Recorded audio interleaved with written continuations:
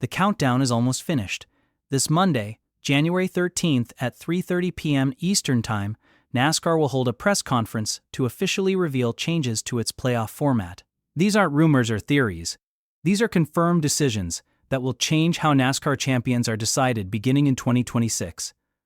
After months of arguments, leaked insider comments, and heavy fan criticism, we're finally going to hear exactly what NASCAR chose to do. This isn't a routine off-season update. This is NASCAR responding directly to years of backlash surrounding a playoff system that many fans and drivers have labeled flawed, unfair, and overly gimmicky.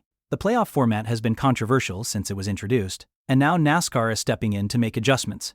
The real question isn't whether changes are coming, it's how dramatic those changes will be.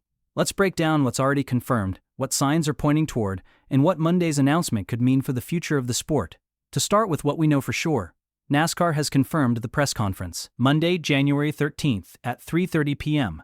Changes to the playoff format will be announced. That part is locked in. What remains unclear are the specifics, but there have been several strong hints. One of the biggest clues came from an insider quote that surfaced weeks ago. According to that source, 75% of fans will like the changes, 10% will be neutral, and 15% will hate them. That breakdown tells us a lot. NASCAR appears to be making changes that most people will accept, but not everyone will be satisfied. That 15% likely includes traditionalists who want the playoffs completely removed in favor of a season-long points championship. That outcome doesn't appear to be happening. Another key insight came from Chris Rice, a well-respected NASCAR insider. He said the changes would not be a total reset, but rather an adjustment. That word matters. Adjustment, not elimination, not a full redesign, and not a return to the old Winston Cup system. This suggests the playoff structure itself is staying in place. The championship four will remain. The elimination rounds will remain.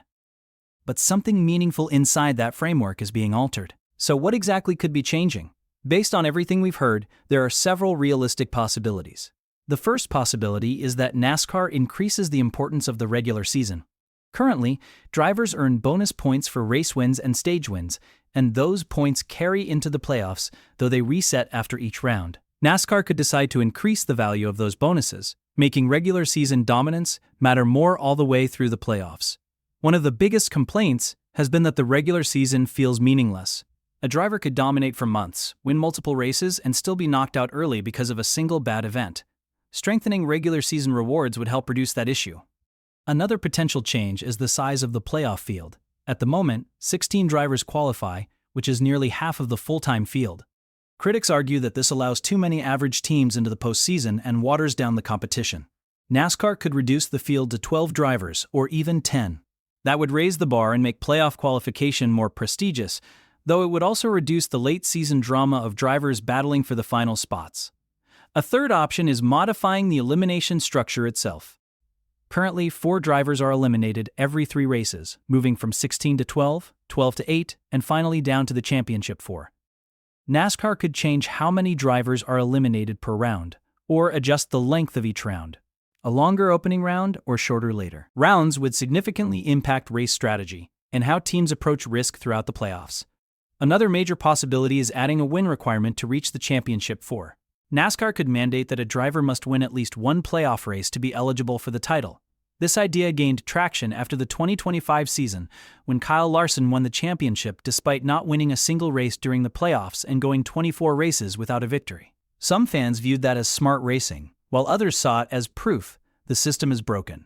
A win requirement would push drivers to race more aggressively, but it would also introduce risk, as a dominant driver could be eliminated due to bad luck or mechanical issues.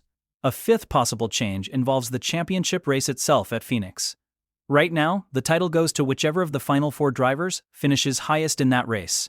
It's a pure winner-take-all. NASCAR could introduce performance-based advantages, such as bonus points for regular season success, entering the finale.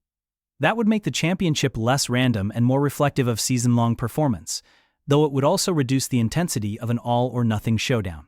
Any one of these changes would be impactful, and NASCAR could implement several at the same time. They might increase regular season bonuses while also adding a playoff win requirement. They could reduce the playoff field and modify elimination rounds. Until Monday, it's all speculation, but one thing is guaranteed: the announcement will be controversial. So why is NASCAR making these changes now? The playoff system has existed since 2004 and has survived criticism before. What's different this time? There are three main reasons. First, Kyle Larson's championship highlighted weaknesses in the format that were hard to ignore. Larson is undeniably talented and deserved to be in the playoffs, but winning the title without a playoff victory left many fans feeling unsatisfied. It exposed how the current system rewards survival more than outright performance, and NASCAR is aware that perception is damaging. Second, the lawsuit involving 23XI Racing and Front Row Motorsports brought private NASCAR executive conversations into public view. Text messages revealed frustration, uncertainty, and internal disagreement about the direction of the sport. That situation put added pressure on NASCAR to demonstrate that it's listening and willing to adapt. Adjusting the playoff format is a visible way to show responsiveness. Third, NASCAR is caught between attracting new fans and retaining longtime supporters. The playoff system was designed to create excitement and television drama, and for a while it worked, but now it feels overly complicated to casual viewers and deeply unpopular with hardcore fans. NASCAR needs a format that feels fair, understandable, and exciting, and that's a difficult balance to strike. When Monday's press conference happens, there are several things to watch closely. Pay attention to how NASCAR describes the changes. Are they framing them as fixes to known problems, or are they presenting them as forward-thinking innovation? If NASCAR openly acknowledges flaws in the current system, that would be significant. If they avoid that language, fans will notice. Also watch who appears at the press conference. If it's limited to Steve O'Donnell, that suggests moderate changes. If Jim France and other top executives are present, that could signal something more substantial. And finally, watch the immediate fan reaction. Social media will light up instantly. If the majority of fans respond positively and loudly, NASCAR likely got it right. If the negative voices dominate the conversation, then the changes may have missed the mark. The truth is, no outcome will satisfy everyone. Traditionalists will still want a full season points championship. Fans who enjoy the chaos of the current playoffs may feel the drama.